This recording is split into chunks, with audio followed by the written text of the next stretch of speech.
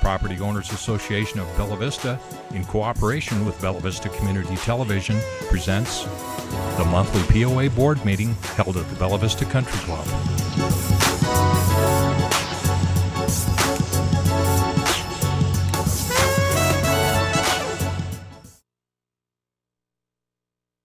Good evening, ladies and gentlemen. Sorry if I startled anybody. My name is Brad Morris. I am the Vice Chair of the Bella Vista Property Owners Association Board of Directors. Our Chairman, Bob Brooks, could not be with us tonight, so I will be chairing the meeting, and I would like to officially call the meeting to order at this point and ask us all to rise for the Pledge of Allegiance.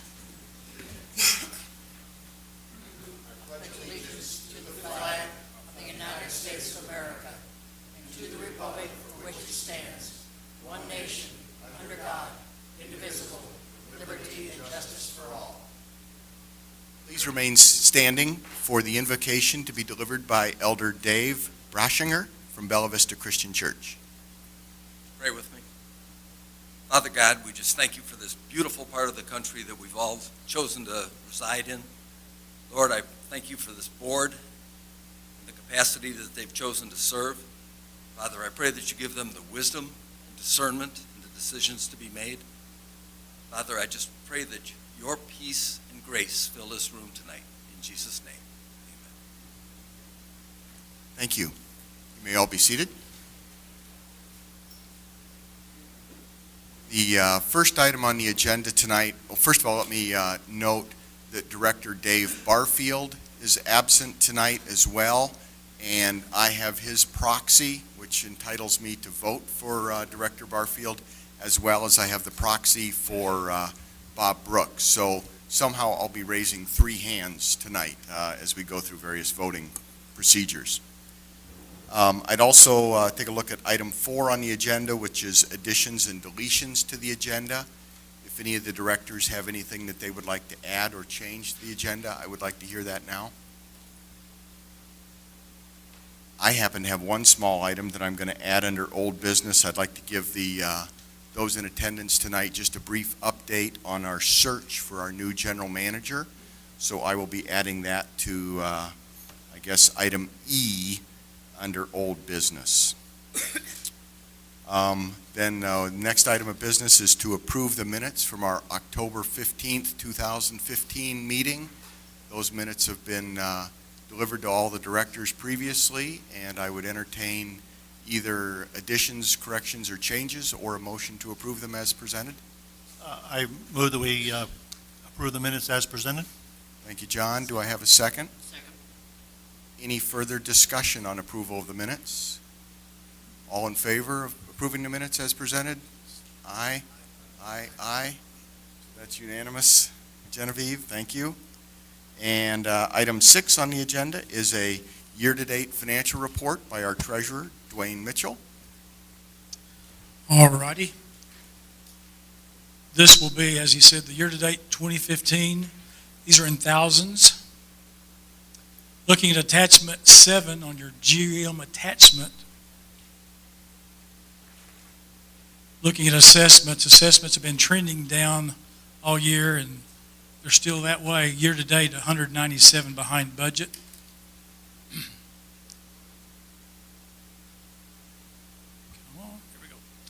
In golf and pro shop, you can see the favorable variances on this side and unfavorable. Big one on the favorable is guest fees, annual greens next, cart rentals for 242 positive, better than budget. And unfavorable, there's a big 309 under member, 45 private cart, and various others, 396, and that gets you the 154 less than budget. And then pro shop is trending the same. They're 57,000 less than what was budgeted.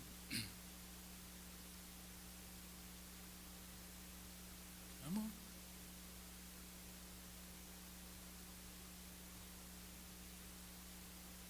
Here we go. RV income, the RV park is 34 better than budget. RV storage is 15 less for a gain of 19 better than budget in the total RV. Now these are in thousands, so that's 19,000.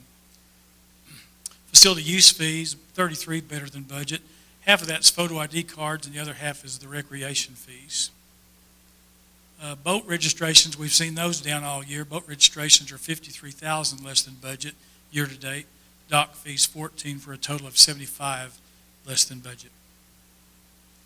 Interest on investments, we know about market conditions, and they're about 47,000 less than what we had budgeted.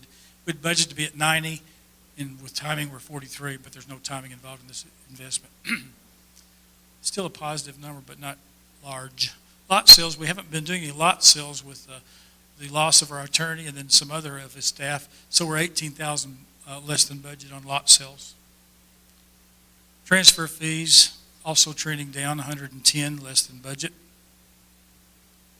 Yeah, that's better.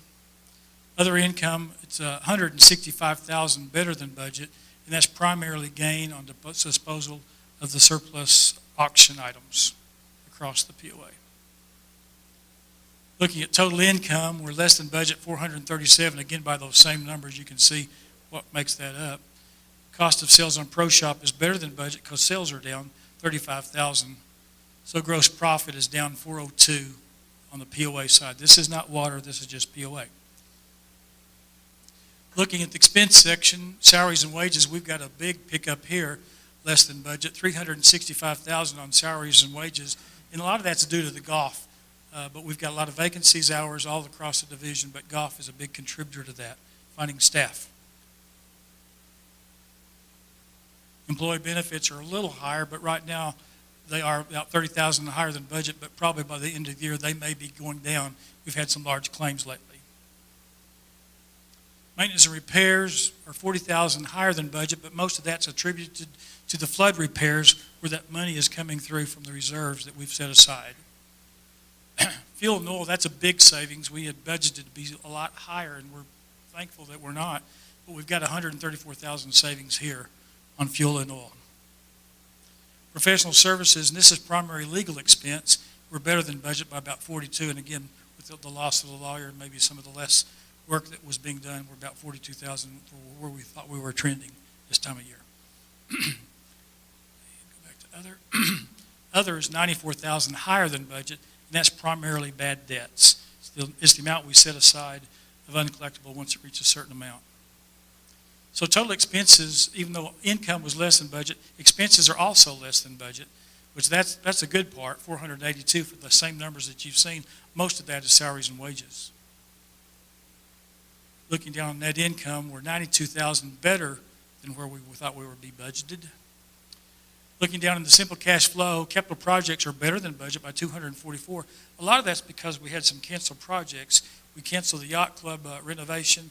We canceled the gun range trap field. And a lot of our projects have failed to meet the threshold of the 10,000, and they've been classified as expense. So they're moved out of capital. And then reserves for carryover capital, since the capital projects were down, the reserves are less too, 162,000. Looking at the reserves used, and we mentioned about the floods, there's 166,000 of reserves that have been used. The 2013 flood expense, marketing expense that was set aside, and the 50th anniversary expense. Looking at simple cash flow on the POA is 328,000. We're doing 328,000 better than what we had budgeted year to date. The same thing on water utility. This is attachment 6. This is also year to date through October. Looking at the investments, again, they're down on market conditions, 35,000 less than what we had budgeted.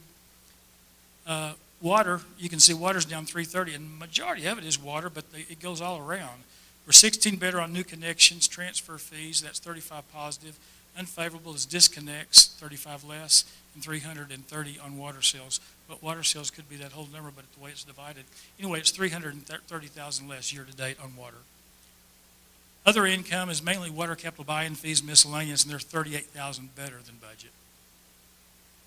Total income on the water statement then is 325,000 less than budget. Again, the majority of that is just the water sales. Water cost of sales, that's 46,000 better than budget. We'd budgeted to be 29.4, and we're just slightly higher than that. It's 30.5 year to date. Total gross profit then on water is 279,000 less than where we thought we'd be budgeted. Salaries and wages, again, we had vacancies here. We've got some unfilled positions. I know that they're working even right now this week on getting one position filled, but we were 127,000 year-to-date down on water. Interest expense and credit card, that's the next kind of one that kind of stands out. 26,000, not a whole lot, but mainly bond expense and a lot more credit card uses. People paying their water bills with credit cards more than what we projected, about 26,000. Total expenses, therefore, on the water is better than budget by 293. Looking at income, it's 44,000 positive to budget. Looking at simple cash flow, capital projects, so just a small number, 2,000 better than budget there. There's a lot of projects that haven't been closed. But then the water utility simple cash flow is 16,000 at the end of October positive. And that concludes that report. Any questions? Thank you, Dwayne. Do the directors have any particular questions for Dwayne on that report? Okay. At this point, I'd just like to respond to previous open forum comments. There were effectively just one question that was raised last month, and that had to do with how the POA is adjusting to some changes relative to silver sneakers versus silver and fit. For those of you who are silver sneaker members, you're probably a little bit aware of that. Honestly, I don't have all the details on that situation, but I do know that Clem Morgan handled or convened a webinar or seminar at Reardon this past month to explain to those people who are silver sneaker users some of the changes that are coming up in calendar 2016. And these changes are all driven by our insurance companies or honestly our member insurance companies, not the POA. But there are changes coming in 2016. Clem is attempting to communicate with silver sneaker users, and more information will be coming later in December as the POA contract with Silver and Fit is finalized and approved. So there was one comment about that last month, and Clem has held a meeting to provide more information to members, and another meeting later in December will be held to communicate and do training to members on how the new system will work. Item 8 on the agenda is open forum. This is the opportunity for you, the members, to address the board. The only request that we have is that you state your name and address, and we're all ears. We'd love to hear whatever comments you have for the board tonight. Yes, and step up to the microphone. My name is Jack Snively. I live at 34 Dunedin Drive. And this is not a personal thing with me, but it's a deal where I read in the paper that we're losing $500,000 because people are cheating and not paying for their rides. I was on the board of directors for a little ski hill. All we did was 2 or 3 people got picked up. We called the sheriff. After that, we didn't have to watch too much on the cheaters. Do we have that many honest crooks in this town? I can't believe it. Anyway, that's my comments. Thank you, Jack. Others?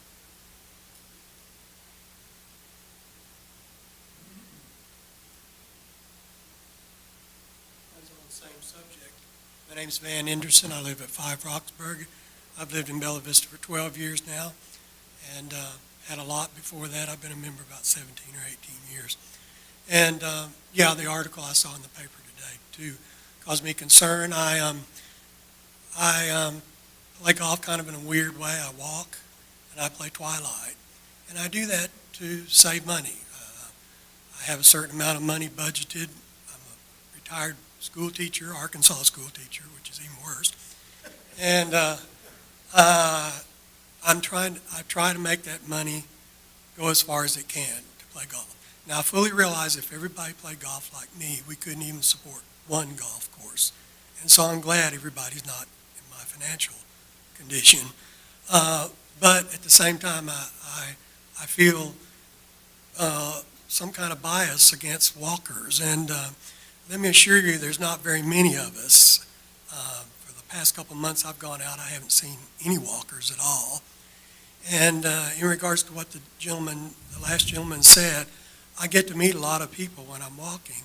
I let them play through most of the time, which means I get to meet more than just a couple people in a round. And I don't know where all these liars and cheaters are coming from, because I don't run into people that I think would do that. That's it. And I figured out the number. If I played 30 rounds and played during pre-twilight hours, by the time I play assessments and photo ID card, that's $49 a round. If you go up to 40 rounds a year, it's about $46 a round. And, I need to point out to the board that there's a lot of nice places to play in this region for $50. I played Hot Springs Village a couple years ago for $46, and that was in regular hours. I played, about 4 years ago, I played Buffalo Creek in Branson for $45. That was twilight hours. But I just need to point out that people on a limited budget, when you ask us to pay more, and in this case $8 a round or $15 a round more, we don't pay more, we play less. And I wonder if that could have any effect on the fact that for the past 12 years I've lived in Bella Vista, everything related golf has gone up and rounds have gone down. Could it be that there's other people out there, maybe people that don't walk to play, but people that are on a limited budget, and when you raise the fees quite a bit like that, they just play less rounds? Anyway, I appreciate everything you do. I'm sorry to show up just to complain at a board meeting. I like what you're doing, and I find it fascinating, and I hope to come back sometime when I'm not complaining. Thank you. Van, and I hope I got your first name right, but Van, I'll thank you for your comment, and I'd want to get your phone number because I'd love to walk with you. I'm a walker also, Van, and as I understand it, there's maybe 50 of us in this community of 25,000, and I'd love to walk with you. I keep looking for somebody to walk with, so now I found somebody tonight. Are there others? Bill? My name's Jim Blas. I live at 10 Sterling Circle. I've got a question for the 4 board members from the previous board, not the newly elected members. My question, or some of them got to be here, who are you?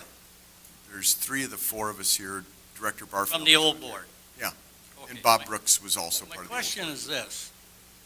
You raised the picture ID on unimproved lot owners, 26,600 of us, twice as many as the improved lot owners. You raised it $8 a month, $96 a year, plus the $35, $131 for a picture ID.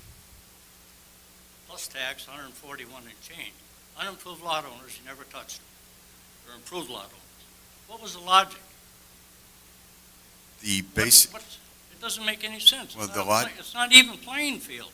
You should have raised those $24 a month, $288 a year, $230-some for their picture ID. Then it would be an equal playing field. the logic was that we were trying to put all members on an equal playing field who use the amenities at the same rate. The improved property owners pay $8 a month more than an unimproved property owner, and once you have a photo ID, every 36,000 members, or any member who has a photo ID, unimproved or improved, pays the same rate to use the amenities. Then there it is, completely equal. It's not equal. Unimproved lot owners pay $1.4 million more in assessments than you do. Granted, there's more of us, but it doesn't make any There's difference. twice as many. I mean, to us, it's discrimination. You took one group and chastised us, and you didn't touch the other folks. Doesn't make any sense. The 4 of us who were, or actually the 5 of us who were part of the board that year, believe that providing the same total cost to use an amenity for an unimproved property owner versus an improved property owner did make sense. Okay, let's one step further. Last week's paper, not this past Wednesday, Rules Panel considers 2 changes. Did it in less than 30 days. Some lady come in hollering and screaming. She lived with some people that owned the house. She didn't. She doesn't pay. She doesn't do nothing. I don't even know if she works. It doesn't say. And you decided to give the people that live in that house the same amenities as the people that own it. Now, my question to you is, what do they pay for a photo ID? They pay $35 or $131? They pay 35. Huh? They pay 35. Why? They're a property owner. They're not. She's not a property owner. It says right here. She lives in the house. She doesn't own the house.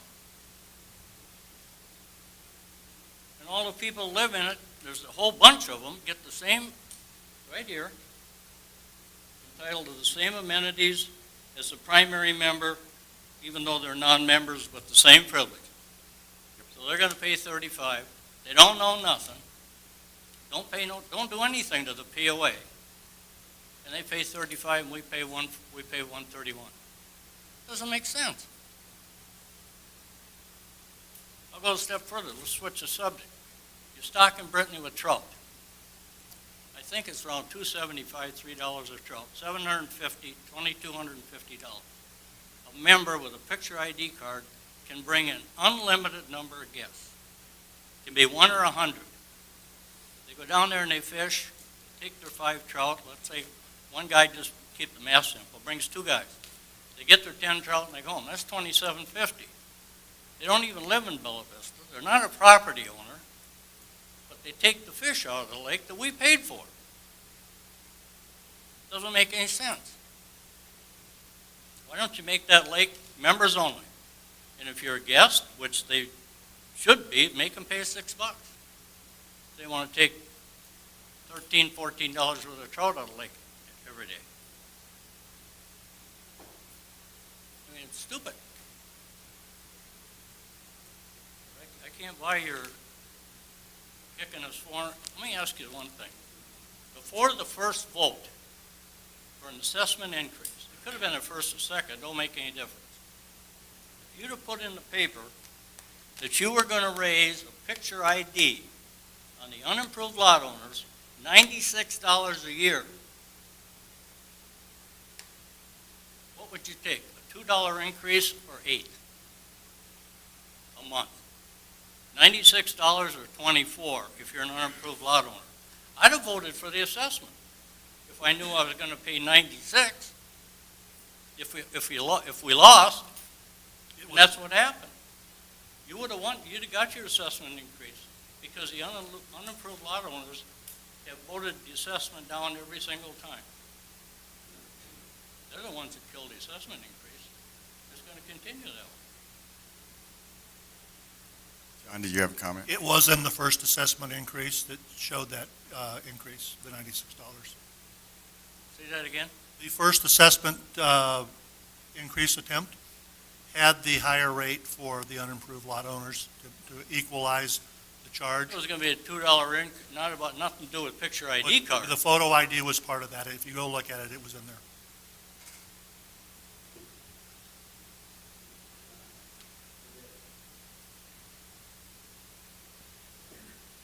I'm Bill Puskas.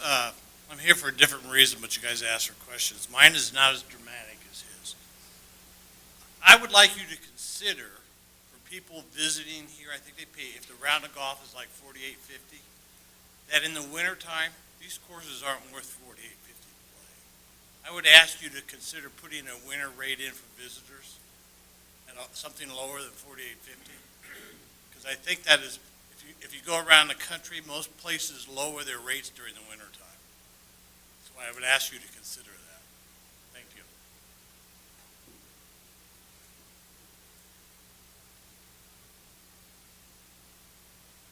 Others for open forum.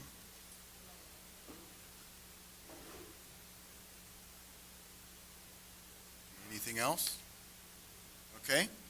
Thank you very much. We will move on to item 9 on the agenda, a variety of old business items. First of all, the Highlands Restaurant.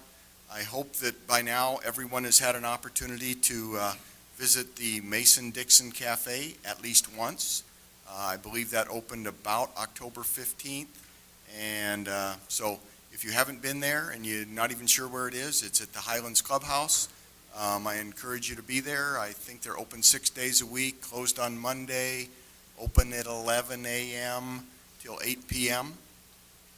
So go check out Mason-Dixon Cafe. And Sundays is just a brunch, I've been informed. Fried chicken brunch or something like that. Okay. The second old business item is the Met Field Clubhouse. The board voted 2 or maybe 3 months ago to begin a renovation there, including the creation of more club space and expanded exercise room, etc., as well as a snack bar. That construction is underway and should be finished about the first of the year, I believe, something like that, give or take a couple of weeks.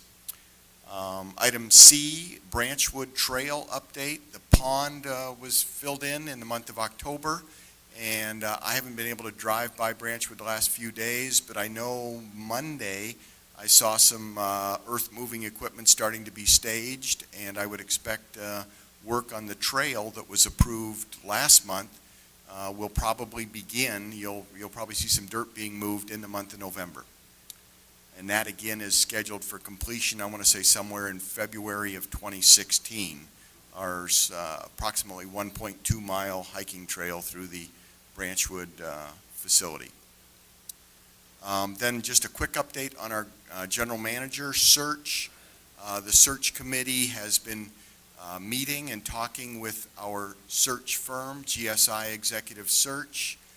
They have identified candidates for us, and we are anticipating beginning interviews of those candidates in early December, and hope to continue to work the process that's been laid out. And January 16, I would hope that we would have a new general manager on board in that month. But so far, things are working according to plan, and no unpleasant surprises at this point. Also under old business item D is a city employee access to POA amenities. At our last meeting, we were proposing to provide that access under a particular arrangement with the city, and that has been tabled by the city, and you'll see that come up as a new item a little bit later under new business. All right. Item 10 on the agenda is a joint advisory committee report. In no particular order, but we've got lakes first. So Walter, if you would update us on what's going on with our lakes. Thank you. It's a pleasure to be here. My name's Walter Hinojosa. I'm the chairman of the Lakes Committee, at least for one more meeting. I'm chairman of that committee, and we appreciate the opportunity to come visit with you. We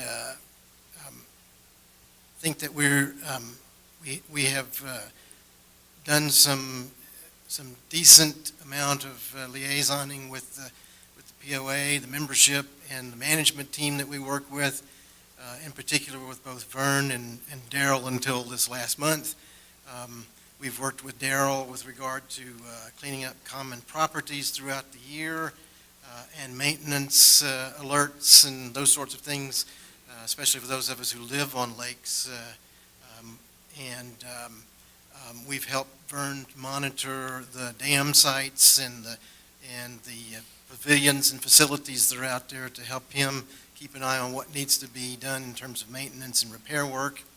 With regard to Daryl, we've worked closely with his department to do water quality measurements so that Daryl can measure whether the work that they're doing to keep the quality of water in the lakes as pristine as possible.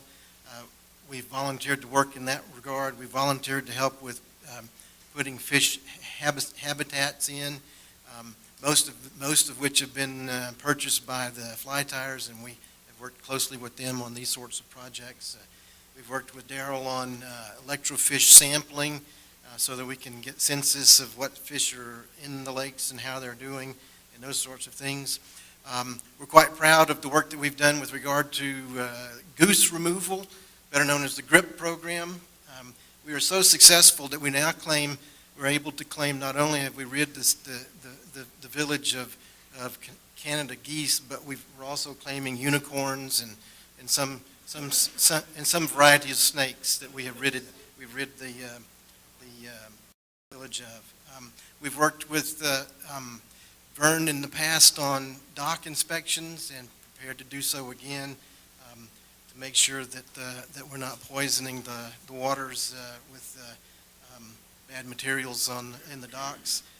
We have taken the lead on communicating with the community about leaf removal, and in particular, keeping the leaves out of the lakes.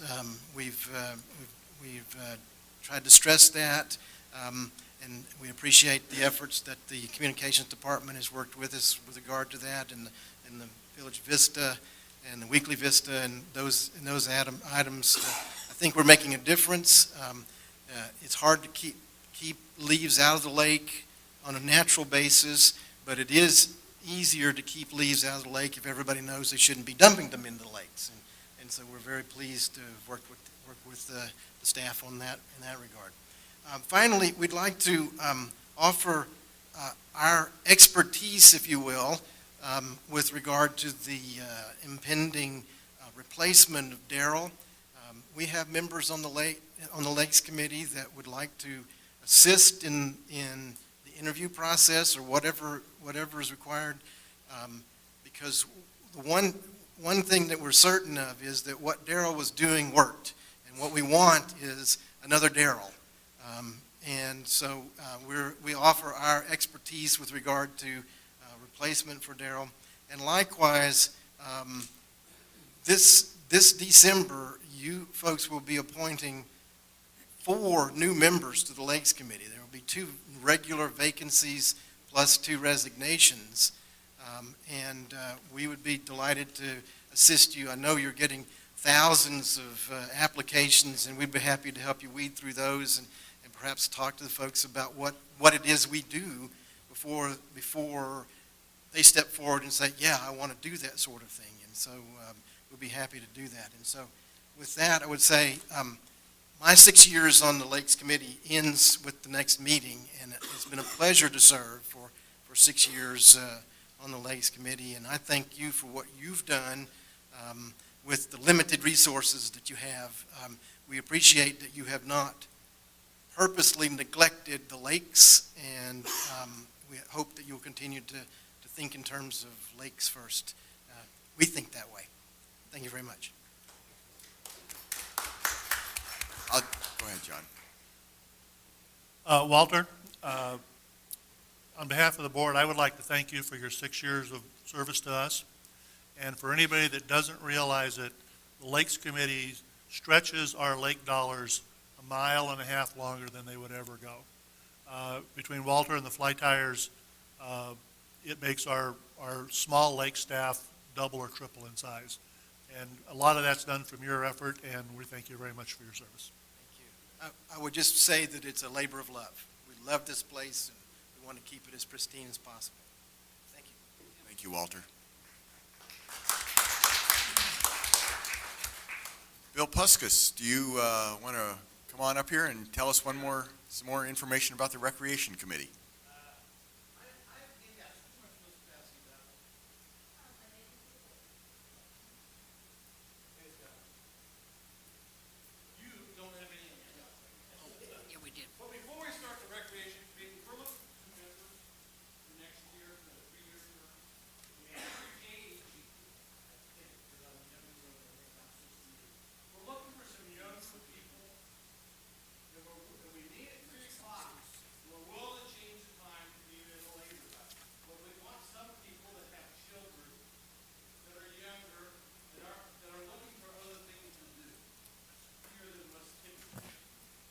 Then what's typical?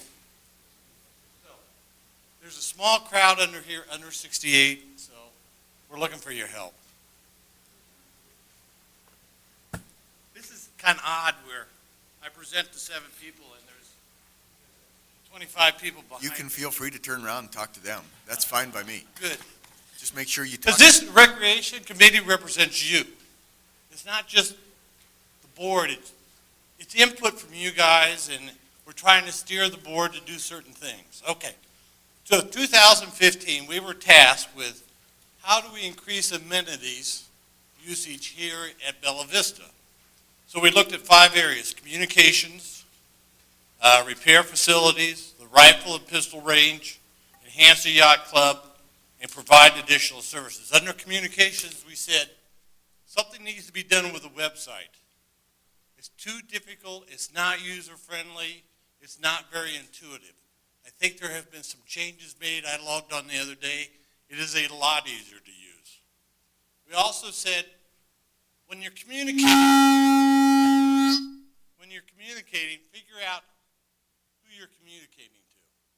And we said if you're communicating to the retirees, maybe start advertising in some of the military magazines, AARP magazines, for that audience that's going to be retiring pretty soon. Also, get with the real estate agents and the builders associations. There's a lot of misunderstandings that when people go to build a house here or buy a house, they don't know that there's a covenants that you got to follow, there's assessment fees you have. So we explain that to people that are going to be buying. Also explain what the amenities are that we have here. Then we also said, under communications, tag POA facilities. When we present something, make sure everybody knows that POA has some hand in this. Because it seems like all these board members ever get is all the negative, but there's a lot of positive things going on, and the POA should get some recognition for that. So the second area we addressed was repair facilities. We said the tennis courts, pickleball courts need repairing. They don't generate money, but there's a lot of people that use those facilities. So start repairing those. We also said we need to modernize Branchwood and Reardon Hall. They're nice facilities, but they're old and a lot of outdated parts of it. So take a look at updating those. We said on the pistol and rifle range, which is one of the few things that actually generate positive money, establish a range monitor. Instead of going to Branchwood, paying a fee, and then going over there and figuring out how to use it, put a range monitor out there. He can collect the money, he can hand whatever he needs to hand out. Also, he can provide safety tips. He can see what's going on out there. If people are doing things they shouldn't be doing, he can notify them, hey, this is how we do things around here. So we also said if you're going to have a range monitor, you probably need to construct a facility that they can be housed in. The fourth thing we addressed was enhance the yacht club. Do something. Make it a restaurant, a event center, a health center, an entertainment facility. I haven't been inside of it a long time, so I don't know what the inside looks like. The outside looks like a nice facility, nice parking lot. It's right there on the marina. It could be put to good use. So we said, let's take a look at that. Let's figure out some way to enhance that facility. The fifth thing we addressed was additional services. Provide child care services at Reardon Hall. For those people that are golfing or playing tennis or just using Reardon Hall, is there some way that we can provide child care services? Not an 8-hour day, but for a couple, 2 or 3 hours for people that have children. Also, we suggested for kids under 18 years old, have some kind of a golf discount card so they can play for something under than what we typically charge. We also suggested that if we do that, maybe they play after 2 o'clock. So we get away from the leagues. If you drive around here, the courses are open after 3 o'clock. There's hardly anybody playing on the courses. Some other things we addressed this year. As I said, we started looking at pickleball courts. They're in the process of repairing pickleball courts. Anybody here has got a dog? If you use a dog park over by Loch Lomond, it's a great facility. They keep enhancing it. It's very nice. Branchwood Golf Course, as somebody said, We filled in, the lake's been filled in, we've started the trail process. Silver Sneakers, okay, everybody at the Silver Sneakers should have been notified already by their insurance company, by Blue Cross Blue Shield, that they're Silver Sneakers. If you're silver and fit, I suggest you call Clem and have him explain to it, or go to the December meeting, because it is a little more complicated. And the fee that they're going to be charging you, $25, is not a POA fee, but the insurance fee. Pistol and rifle range, back to that. We put a subgroup together that's looking at how to enhance that facility. What we found out is there's some dangerous aspects to it that we need to change. So we have a group looking at that. Metfield, we spent a lot of time trying to understand why we're putting a grill at Metfield, why we're moving the facility, the workout facility. That was explained to us. It was explained to us. The other thing we worked on is keep communicating to the POA membership what we're doing, what we're trying to do.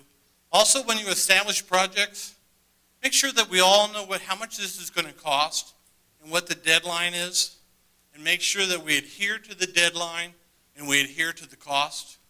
And then when there is an overrun, either a deadline overrun or a dollar overrun, that we all know why this is taking place. So that's been your recreation committee. As I said earlier, we're looking for 2 new members. We're looking for somebody under 65 years old, somebody with children. You have any questions? You guys have any questions? Do we have any volunteers? Thank you. Thank you, Bill. Appreciate it. And representing the golf committee are the 2 board liaisons to that committee, Ruth Hatcher and Ron Stratton. Okay, to start off, we'll talk, Jake Grassmick did a very good job. Chair of the golf committee did a good job last month of bringing us up to date as to what the golf committee had done in the past several years and what they were doing at present time.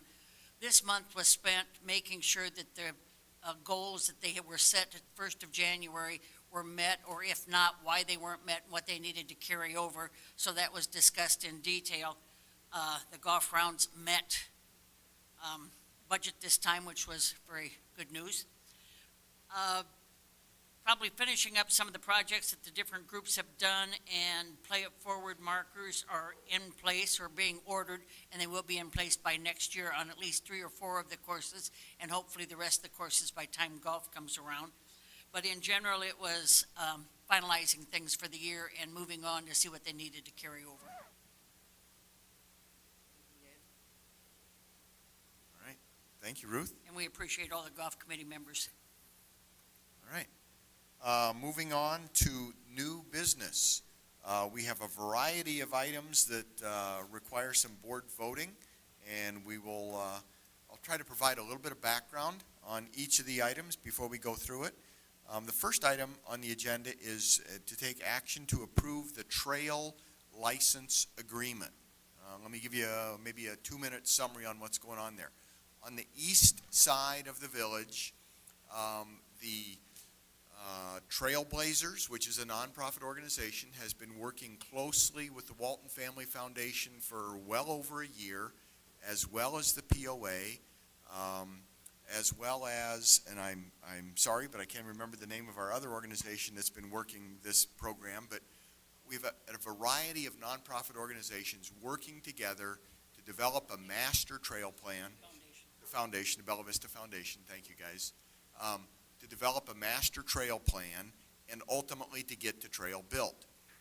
Probably 6 months ago, both the POA and the city acted to approve the master trail plan. Since that time, the Trailblazer organization has been working with the city, the POA, and the foundation to actually find the funding and get to a point where we can begin construction. The issue has been for a long time is that the trail is going to be almost exclusively built on POA property, but it's going to be built with effectively public dollars through the Walton Family Foundation. In order for that trail to be built, the POA, representing the members, can't simply let anybody in and start taking over use of that land.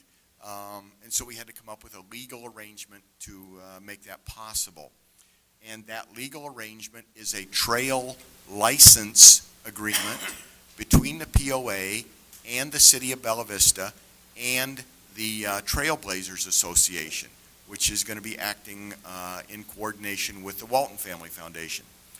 That trail license agreement is a legally binding contract that's been negotiated amongst the legal counsel for the POA, the city, the Walton Family Foundation, and the board has been reviewing that document for at least a couple of months, and it's been through a number of iterations, and it's at this point I believe the board is ready to take a vote on the approval of that agreement. So, board, do you have any other further comments of introduction on this topic, or otherwise I'd be willing to entertain a motion?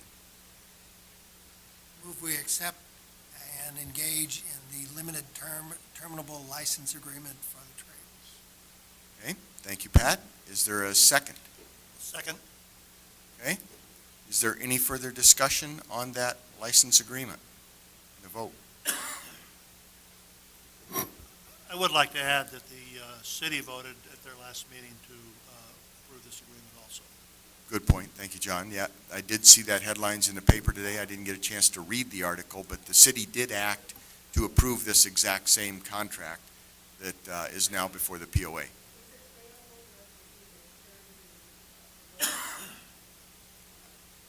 I certainly, I'm sure it's a public document or it could be available to any of the members. Sure. Sure. It's nothing. Well, I unfortunately do not own nor run the paper. I wished I did sometimes. It is called, the formal name of the contract is the Limited Terminable License Agreement.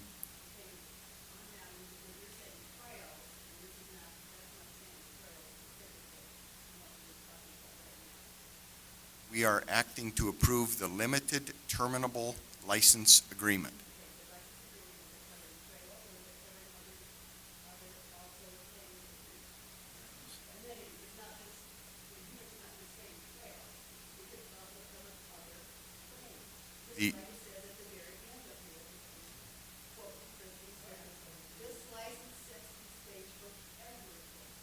The Limited Terminable License Agreement covers very specific parcels of land that is only the trails that are to be built. It does not include any existing trails that are in the Bella Vista POA, period, nor any other amenities whatsoever.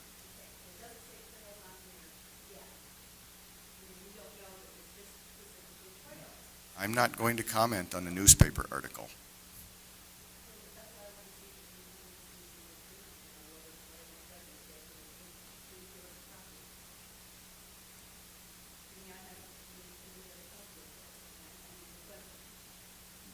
It'll be available, not tonight, because this is my copy, but it's available, from the POA. It's available from the city.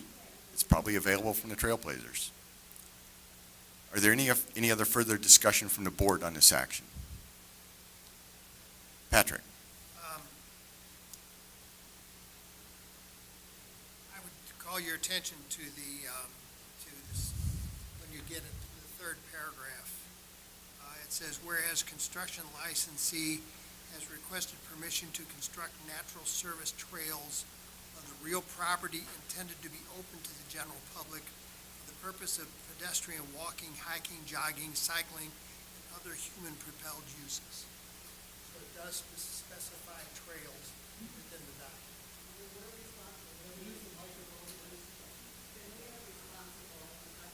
The liability part of this. The POA is responsible then for the liability part. Somebody gets hurt on the trail. I mean, so the city's not going to be involved in that. We are.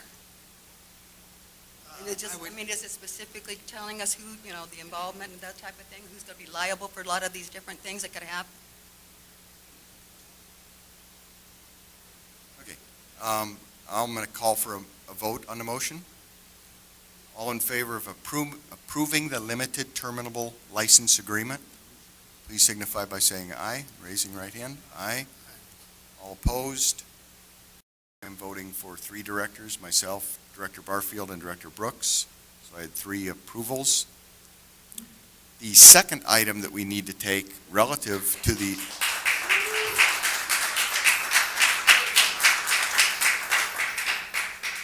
second item that we needed to take in regard to the limited terminable license agreement is that agreement includes an addendum that binds the POA and the city to share in the annual maintenance costs of that trail up to $25,000 each entity, both the POA and the city, per year. Excuse me, $20,000 per year. And that is a separate agreement that's referenced in the limited terminable license agreement. And so I would like a motion to approve that as well.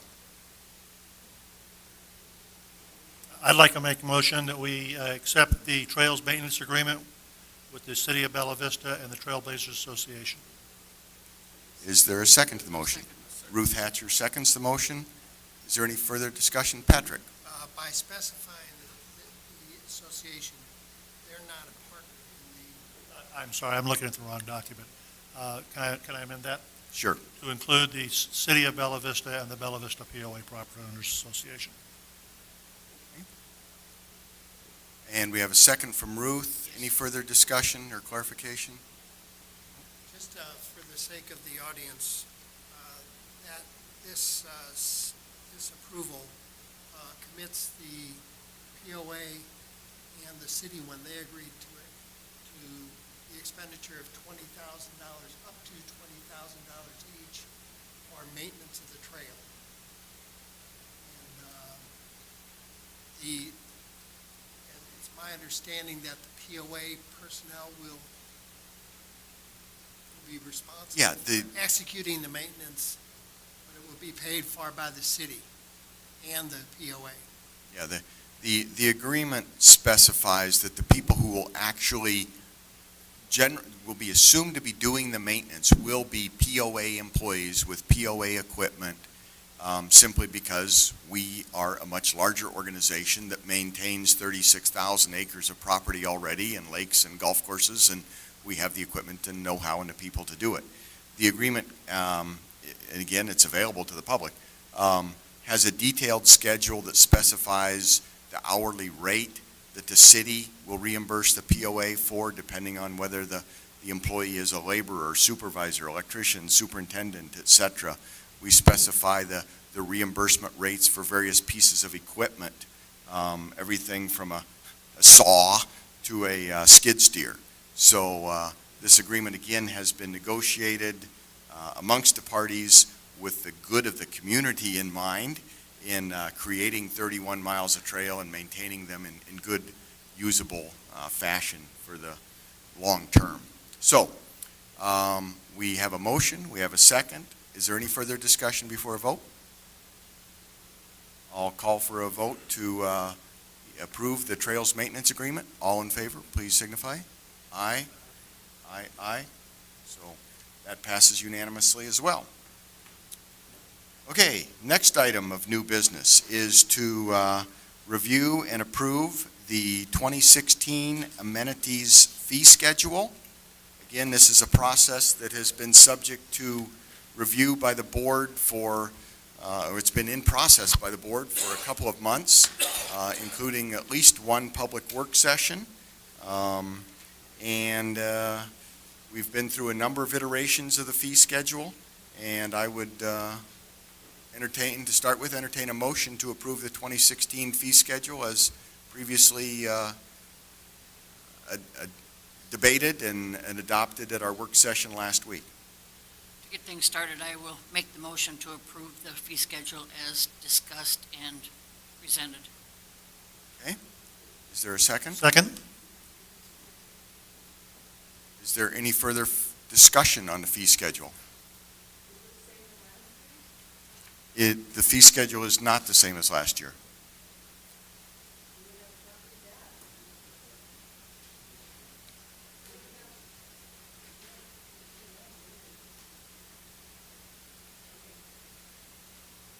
Any further discussion from the board on the fee schedule? For purpose of discussion, it has been brought up both ways, that whether we present it as the fees as they are and then simply say tax added, or if we present it with tax, whichever way that would be easier for the general population or the membership to understand. I'm not sure that that has been worked out one way or the other yet. I think there's been some discussion on both parts. Either way can be done. Mhm. So it's kind of what the board decides would be best for the membership as far as presenting the fees. I would even, again, speaking just as a board member and a comment on that, the role of this board is to set the fees, and honestly, I would encourage and request the assistance of staff to determine the best way of presenting the fees that we establish as a board. Whether that's, maybe we have and I'm not trying to make marketing's life any more difficult or anything like that, but we could have a fee schedule that includes taxes or a fee schedule that doesn't include taxes, and the members could look at both of them for that matter. I would also just say from my own point of view, and to repeat Van's concern about walkers, I personally am a walker, and I am personally disappointed with changes that we're proposing to the fee schedule that discourage walking, but I understand why we're doing that, and I think it's for the good of the community as a whole, but, I feel your pain, Van, and Jack, you have another comment?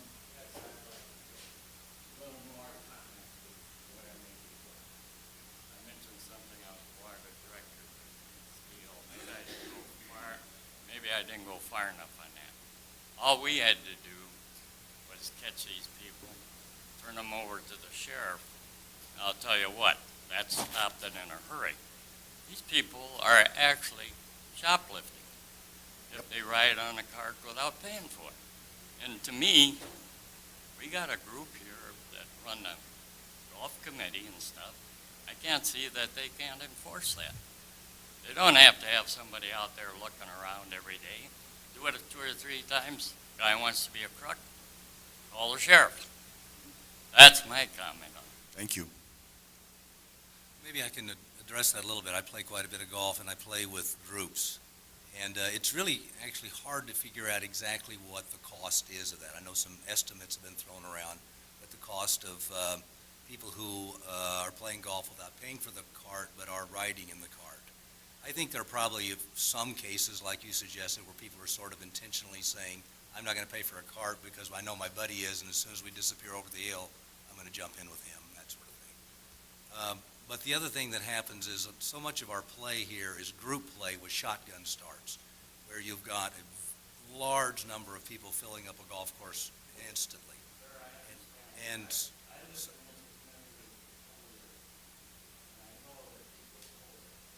okay.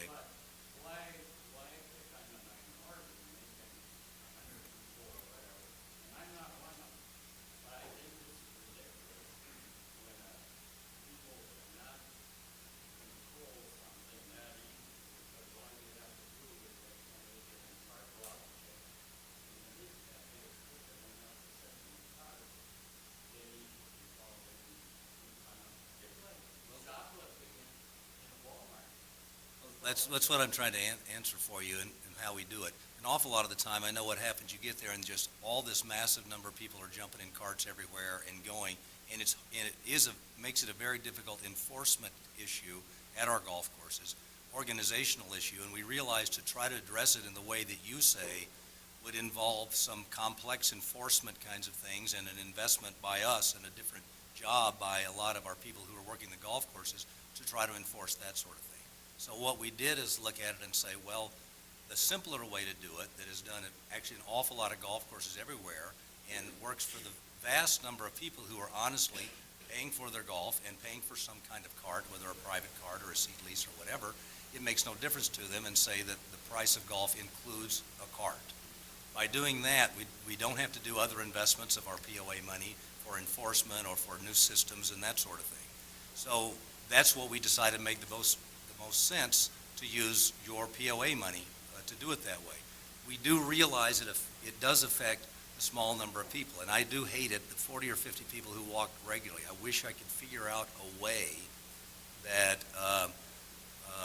that can be accommodated without having quite a bit of complexity that makes investment. So what it says now is, yes, you can still walk, you certainly can, but the cost of golf, like at most golf courses, includes a cart whether you choose to use it or not. So, again, maybe it's worth to take a high-level perspective for a moment. All of us are volunteers. We don't get paid. We're doing the best we can for the money that we hear. And we hear a lot of people want this and this done. And somebody came up earlier and talked about how, why did you increase fees last year? Well, I think that board, I wasn't on it yet, but saw it as a real message that if you're not going to increase the monthly assessments, then the message is you need to increase fees.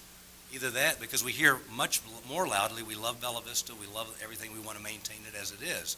And we know we don't want to be sitting here talking about which amenities to close and which lakes to drain. So the fact is, we sit here with a limited number of loaves and fishes, and none of us are Jesus.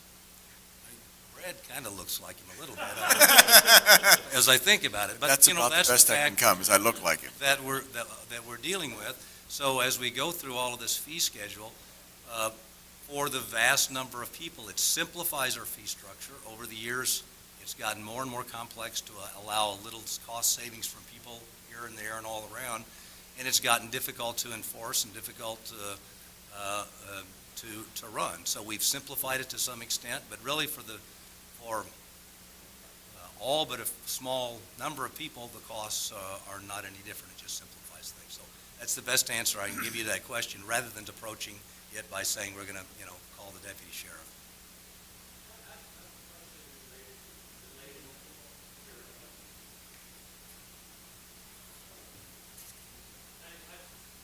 I play in 3 leagues, and today if you have a private cart and somebody rides in that private cart, they pay for that.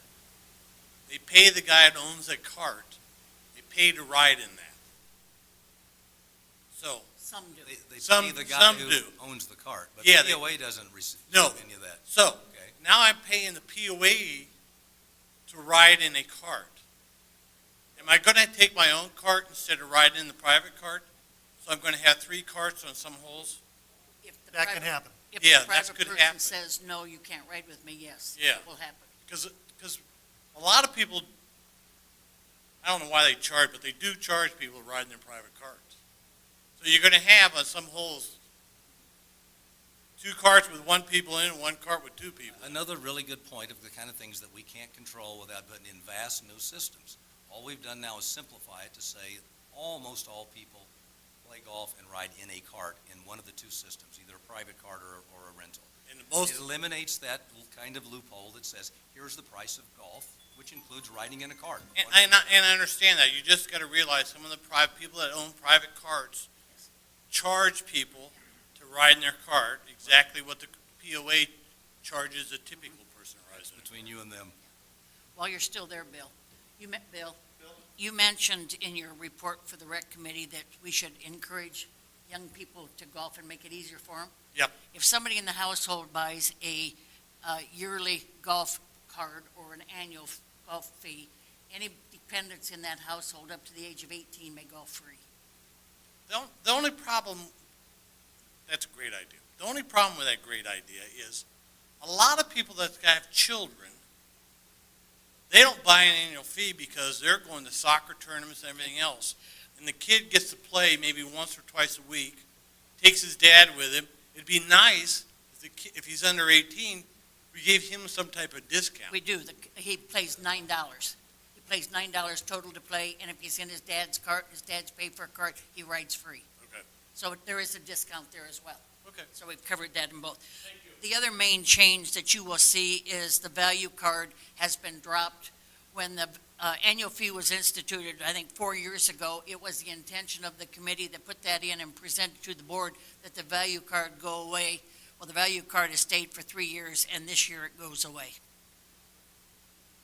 And so the $22 is the same as a POA card paid last year. So the price of golf itself has not gone up. It's the lack of the value card. Patrick, it looks like you have another Yeah, comment. I really sympathize with, your name is Bert? Van? I really sympathize with Van, and I also with Brad. Van walks for financial reasons, and I have been there, and I have done that for a long period of time. I don't know if it's appropriate, but I almost feel like we should have a rate for walkers. And that if anybody is found to violate that, some penalty be assessed for someone who claims to walk and ends up riding.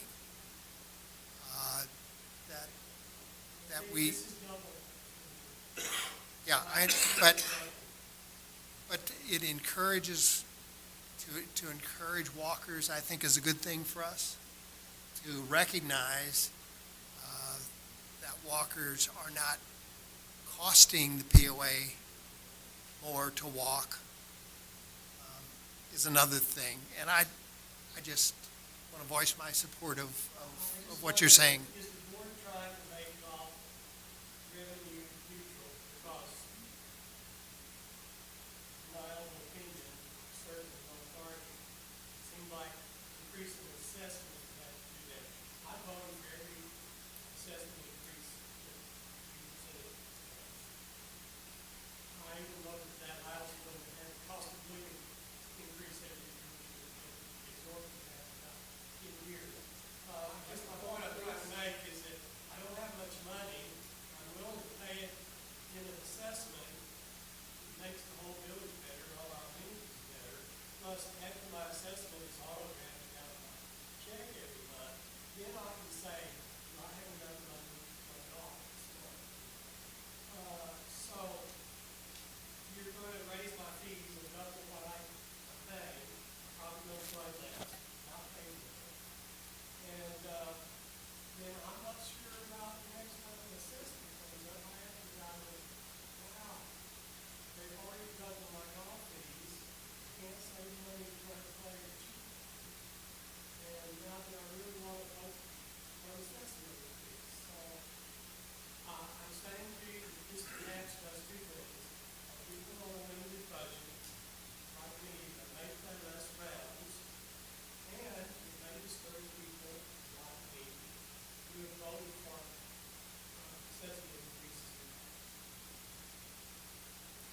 Is there any other discussion amongst the board before we call for a vote? Yeah, I think I would make a motion that tonight. We already have a motion on the table. Well, I would like to make a slightly modified motion. That's up to the person who made the motion, Ruth. Present it, we'll talk about it. Only thing I was going to say, okay, don't make it, let me just say what I was going to say. Okay. What I was going to suggest is we vote to approve the fee structure as we've written it, with the caveat that the board will go back and work very hard before this is implemented to see if there is any kind of practical, cost-effective, enforceable way that we can identify and not increase the costs for the specific 40 or 50 people we know we have who are walkers. So I don't know how you would, I don't know if the rest of the board agrees with that, or it's just hard to do it in a discussion right now to say exactly how it's going to work, because you have to carry it through and say, will this work? And we all have been concerned about it, and we've all worked very hard to try to find a practical way, and the problem is, you see the costs and the complexity that it takes. There's got to be, if we work hard enough, can we find, because we know it's 40 or 50 people and we can know who they are. I don't know if we know exactly who they are, but we probably have some idea. And I'll just add that, whether it's Van or myself, neither one of us are going to buy an annual green fee. Okay, we don't play that much golf, So we don't need a decision by January 1. The vast majority of the walkers, we may wind up playing 2 rounds in January and February at the higher rates, and we have plenty of time to come up with another idea. I don't know, how does the rest of the board feel about that? Because I think I agree with that 40, it doesn't seem right to me, but but again, we are caught between this representation of the thousands that we represent who spend their money wisely, and the 40 or 50 who are kind of getting the shaft on this deal. So, that's my proposal. I second I think we've completely blown all the rules of, Well, I think we have a motion on the table to accept the fee schedule as previously agreed to. We have a second, and I think the sense of the board is that our homework isn't done. We're going to continue to look at the issue of walking golfers. well, my specific proposal is the fee structure, we go ahead and approve Right. it as it is. Right. Not that Can we're I not amend my- approving the fee structure, but that we are going to look at that one specific issue that we know affects 40 or 50 people. Can I amend my Go right proposal? ahead, Ruth. Okay. I'm going to suggest or make the motion that we accept the fee schedule as is at this time with the possibility, or not possibility, the opening of the walker concern sometime in the next 2-3 months. But present it at the fee schedule as printed or as listed. John, you still seconding that motion? We'll re-second. Okay. All right. All in favor of that motion? Aye. I'm voting for myself in approval, and Bob Brooks in approval, and Director Barfield is opposed. So that motion would carry. And did I misread your vote, Patrick? Are you in favor? I'm in favor. Okay. So the motion would carry 8-1. I would simply like to say that I'm excited by our having done this, because I hope that you all recognize that we are trying to be responsive to. I hope you all recognize that we are trying to be responsive to the audience and to the people who come here to express an opinion. And I think that we have to demonstrate that frequently as a board. So thank you very much. The next item on the agenda is to,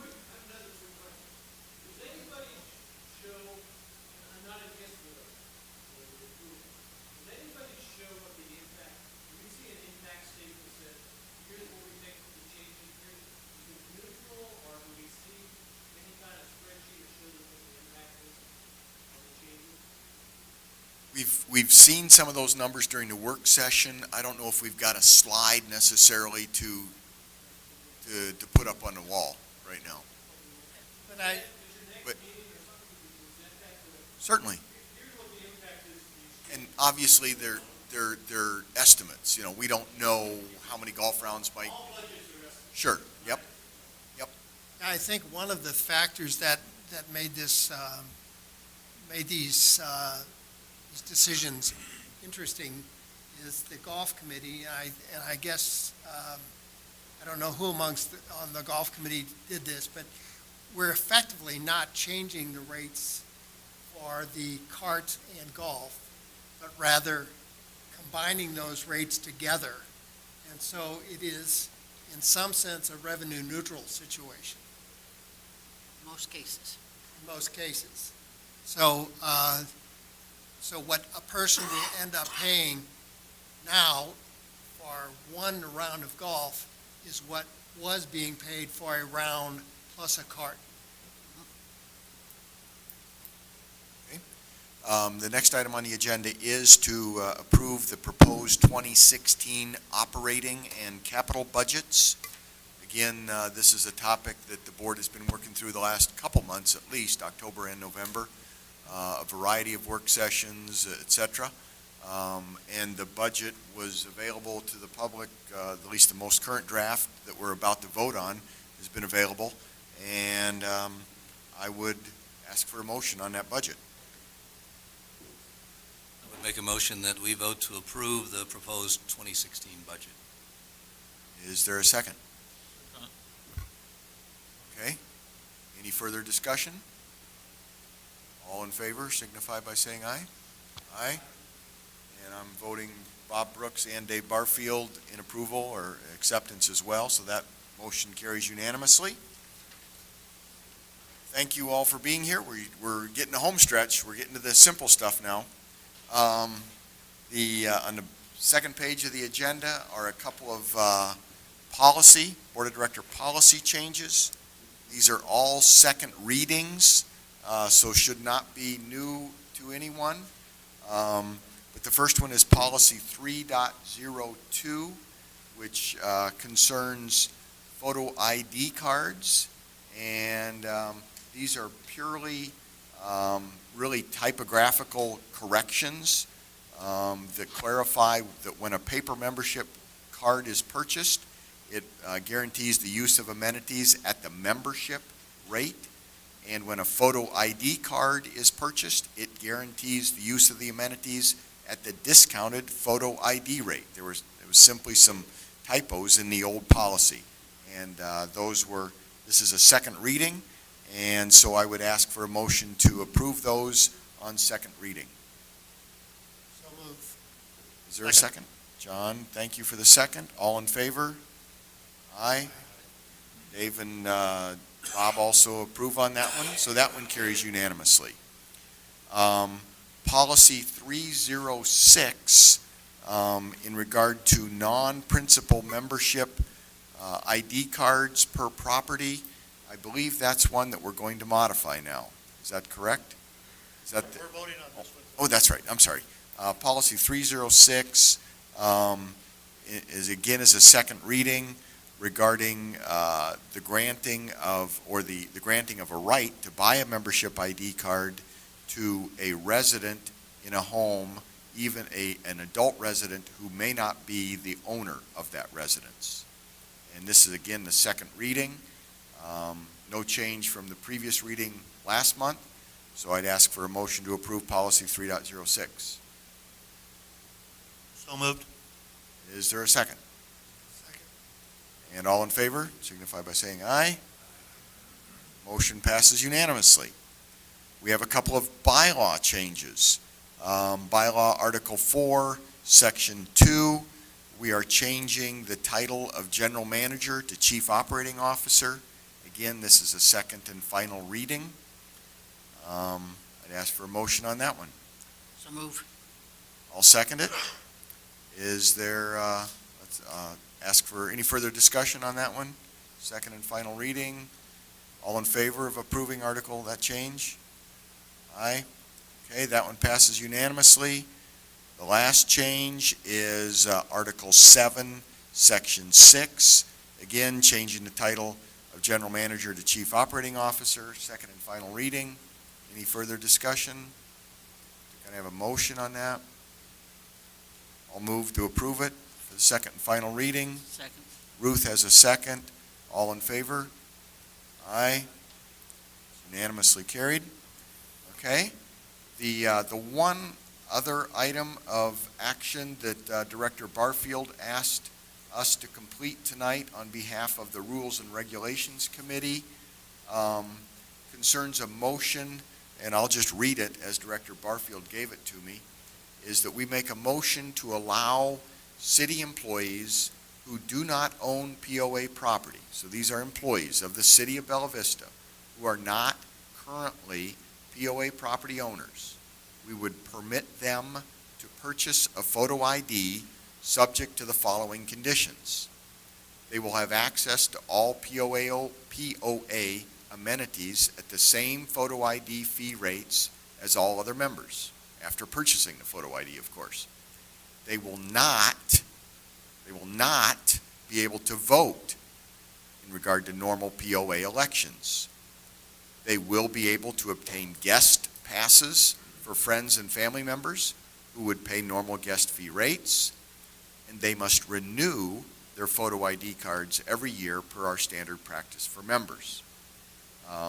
That is the requested action that Director Barfield has provided to us, and that this motion should direct the R&R Committee, the Rules and Regs Committee, to again revise policy 3.06 as required to accommodate this addition.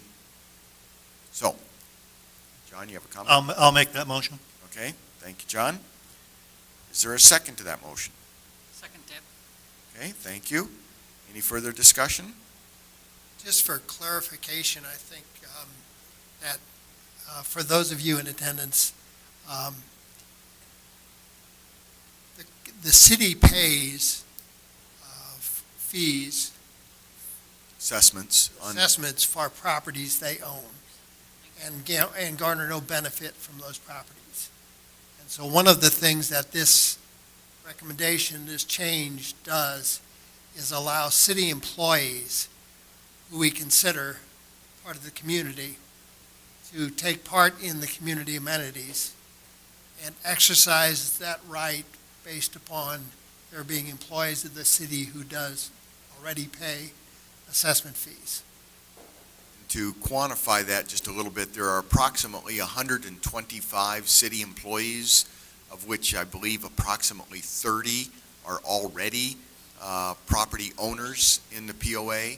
So we're talking about approximately 90 people, and we're going to give them the right, not the obligation, but the right to give us money and have a photo ID and use our amenities.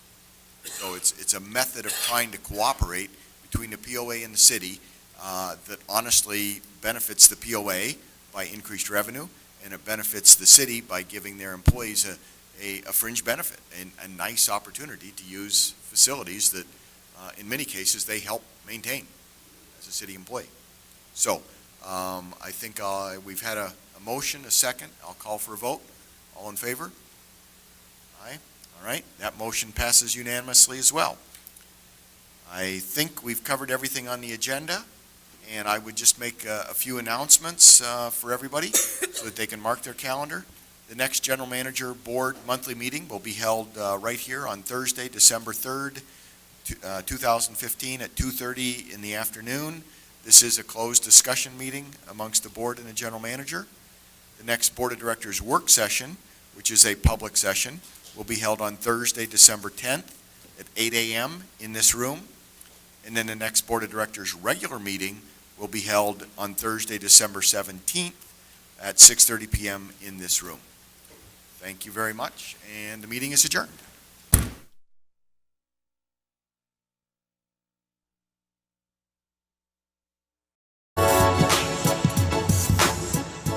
This has been the monthly meeting of the POA Board of Directors from the Bella Vista Country Club.